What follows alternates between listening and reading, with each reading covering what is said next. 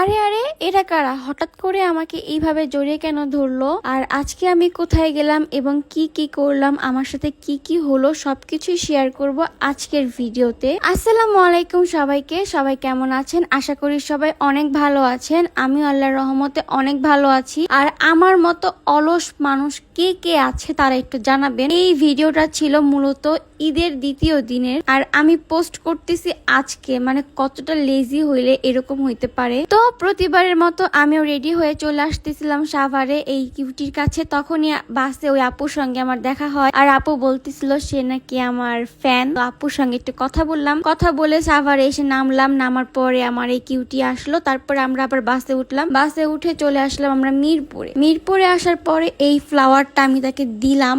এরপর চলে আসলাম একটা রেস্টুরেন্টে। এটা কোন রেস্টুরেন্ট আপনারাই বলেন। তো এইটা আমার কাছে তেমন একটা ভাল লাগে না, কারণ অনেক ছোট ছিল, প্লাস হচ্ছে অনেক বেশি ক্রাউড ছিল। যেহেতু ঈদের দ্বিতীয় দিন, সো ক্রাউড থাকাটা খুবই স্বাভাবিক। আমি ভিতরে যেয়ে দেখলাম যে ভিতরে কোনো ফাঁকা স্পেস আছে কিনা। তো ভিতরে অনেক বেশি ক্রাউড ছিল, বাইরেও ক্রাউড ছিল। তো আমার ভাল লাগে না। দেন হচ্ছে আমরা এখান থেকে চলে আসি। তার আগে একটা কথা বলে রাখি, আমার ভয়েসটা হয়তো বা একটু চেঞ্জ আসতে পারে, কারণ আমার ঠান্ডা লাগছে, যার জন্য ভয়েসটা একটু বসে গেছে। তোমরা একটু ম্যানেজ করে নিও। তারপরে রিক্সা নিয়ে চলে আসলাম আমরা অন্য একটা রেস্টুরেন্টে। আর এই দেখো, আমি আমার স্কিন দেখাচ্ছিলাম। আমার স্কিন আগে কত ফ্রেশ ছিল ভাই, কোনো স্পট ছিল না, কিচ্ছু ছিল না। বাট এই ব্রাইডাল শুটে যায় আমার পুরো স্কিনই ড্যামেজ হয়ে গেছে। এখন নিজের স্কিন দেখলে নিজের কাছে কষ্ট লাগে। মানে এত দাগ পড়ে গেছে স্কিনে, প্লাস হচ্ছে পিম্পলের সমস্যা হয়েছে। কি করবো আমি, তোমরা আমাকে একটু সাজেস্ট করো। অন্যদিকে আমি ব্যাগে করে নীল পলিশ নিয়ে আসছিলাম। তো তাজবিহাকে বললাম যে নীল পলিশ পরাই দাও। ওইদিকে নীল পলিশ পরাচ্ছিল,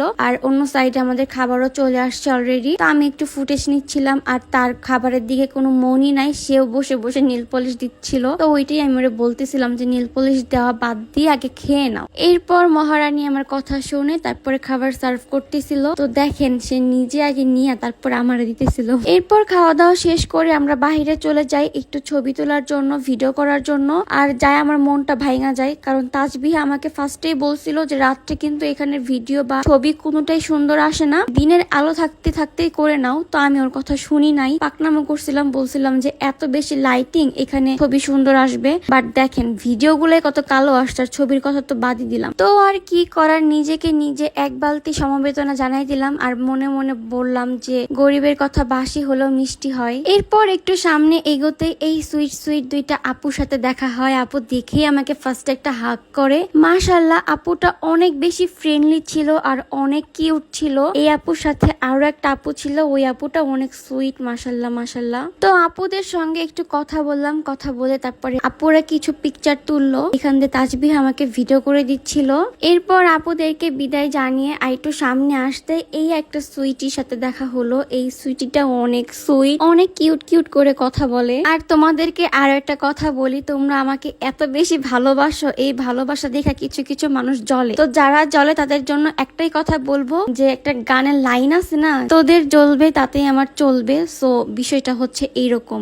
যাই হোক, তার আগে বলো এই সুন্দর ড্রেসে আমাকে কেমন লাগতেছে। এই ড্রেসটা আমি যেই পেজ থেকে নিয়েছি, পেজটা আমার স্ক্রিনে দিয়ে রাখবো, তোমরা চাইলে চেক আউট করতে পারো। এরপরে আমাদের ঘোরাঘুরি শেষ হলে আমরা এখান থেকে চলে যাচ্ছিলাম। তারপরে ভাবলাম যে একটু সাইডে যাই। আমি কোথায় কোথায় গেছি আমি নাম বলবো না, কজ ফ্রি প্রমোশন দিতে ভাল লাগে না। তোমরা যারা থাকো তোমরা অবশ্যই চিনবা। এরপরে হচ্ছে আমরা ভাবলাম যে অনেক রাত হয়েছে, তাহলে চলো বাসায় চলে যাই। তারপরে বাসায় যাওয়ার উদ্দেশ্যে বের হয়ে গেলাম। আর আমার পরা ড্রেসটি তোমাদের কাছে কেমন লাগছে এটা কিন্তু অবশ্যই জানাতে ভুলবা না। এই তো বাসে উঠে দুজনে একটু ঢং করতেছিলাম। ওরে জানি কি বলতেছিলাম আমি মনে নাই, তো ও জানি কি বলতেছিল। যাই হোক, আজকের ভিডিও এই পর্যন্তই। সবাই ভালো থাকবা, সুস্থ থাকবা। আল্লাহ হাফেজ।